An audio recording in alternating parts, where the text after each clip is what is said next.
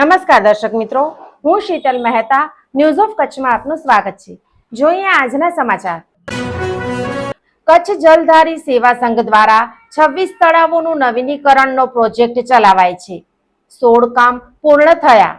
કચ્છની સૂકી અને સરહદી ધરતીને પાણીદાર બનાવવા માટે ધોળકિયા ફાઉન્ડેશન અને કચ્છ જલધારા સેવા સંઘ દ્વારા સ્થાનિક ગ્રામજનોના સહયોગના ત્રિવેણી સંગમથી એક મોટું જળ આંદોલન છેડવામાં આવ્યું છે, જેના ભાગરૂપે ભુજ, નખત્રાણા, લખપત અને માંડવી એમ 4 તાલુકામાં અંતરિયાળ ગામોમાં 26 સરોવરોને ઊંડા કરવા અને નવીનીકરણ સહિતની કામગીરી કરવામાં આવી રહી છે।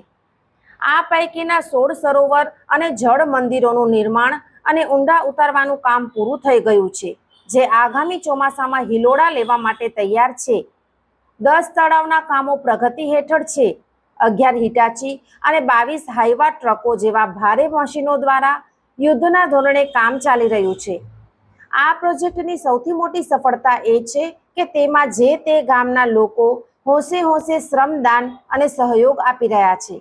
26 સરોવરો ભરાવાને કારણે આસપાસના વિસ્તારોમાં કૂવા અને બોરના તળ ઊંચા આવશે। આ સેવા યજ્ઞમાં સવજીભાઈ ધોળકિયા, ચેરમેન ધોળકિયા ફાઉન્ડેશન, પોતે નિયમિત રીતે સાઇટ્સની વિઝિટ કરી ગ્રામજનોનો ઉત્સાહ વધારે છે।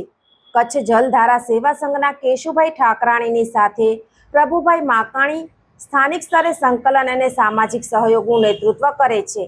પ્રોજેક્ટ ચેરમેન કનક પટેલ મશીનરી, ખોદકામ અને ટેકનિકલ નકશાઓનું સંચાલન સંભાળે છે, તો પરસોત્તમભાઈ વેકરિયા અને પ્રકાશભાઈ ચૌધરી પ્રોજેક્ટને સફળ બનાવવા માટે કાર્યરત છે। લોક ભાગીદારીથી ચાલતા કામોમાં ડીઝલ, ડ્રાઈવરોના પગાર, ભોજન સહિતની નાણાકીય વ્યવસ્થા જે તે ગામની સમિતિ સંભાળે છે। દર્શક મિત્રો, આજે તારીખ 28 મે 2026 આ હતા આજના સમાચાર।